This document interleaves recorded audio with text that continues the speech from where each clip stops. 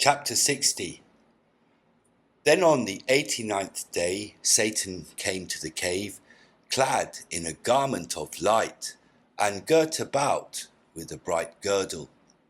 In his hands was a staff of light, and he looked most awful, but his face was pleasant, and his speech was sweet. He thus transformed himself in order to deceive Adam and Eve, and to make them come out of the cave before they had fulfilled the 40 days. For he said within himself, now that when they had fulfilled the 40 days fasting and praying, God would restore them to their former state. But if he did not do so, he would still be favourable to them, and even if he had not mercy on them, would he yet give them something from the garden to comfort them, as already twice before. Then Satan drew near the cave in this fair appearance, and said, O Adam, get up, stand up, you and Eve, and come along with me to a good land, and don't be afraid. I am flesh and bones like you, and at first I was a creature that God created. And it was so that when he had created me, he placed me in a garden in the north, on the border of the world. And he said to me, stay here.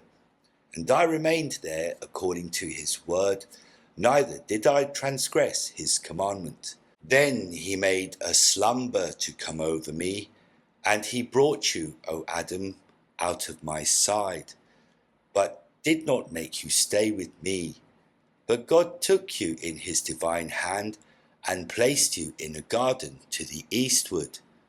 Then I worried about you, for that while God had taken you out of my side, he had not let you stay with me. But God said to me, do not worry about Adam, whom I brought out of your side. No harm will come to him. For now I have brought out of his side a helpmeet for him, and I have given him joy by so doing.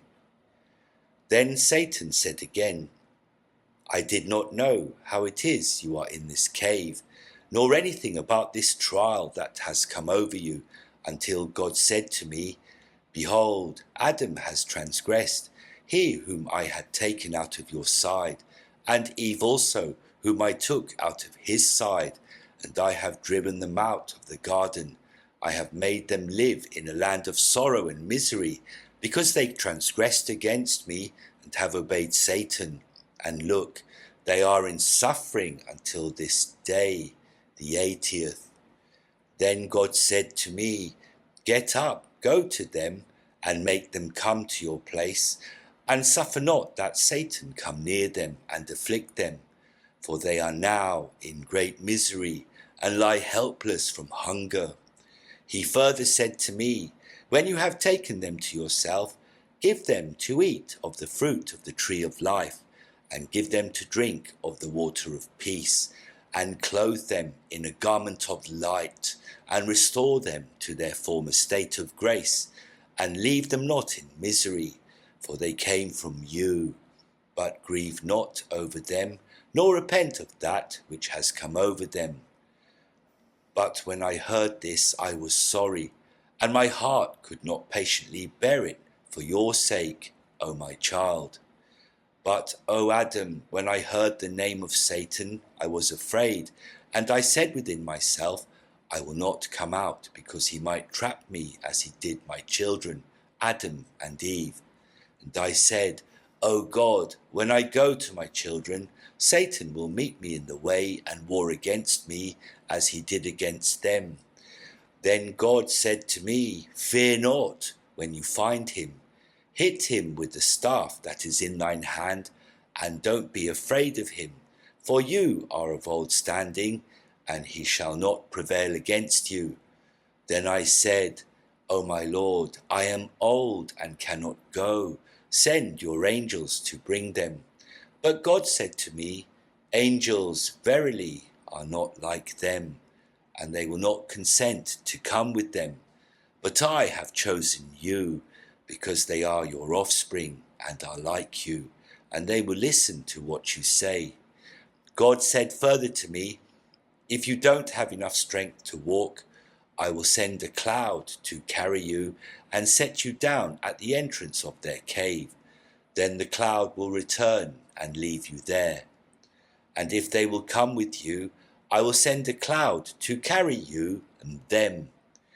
Then he commanded the cloud, and it bare me up and brought me to you, and then went back.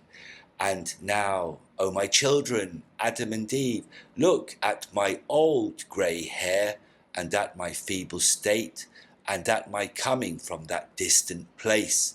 Come with me to a place of rest. Then he began to cry and to sob before Adam and Eve, and his tears poured on the ground like water. And when Adam and Eve raised their eyes and saw his beard and heard his sweet talk, their hearts softened towards him. They obeyed him, for they believed he was true. And it seemed to them that they were really his offspring when they saw that his face was like their own. And they trusted him.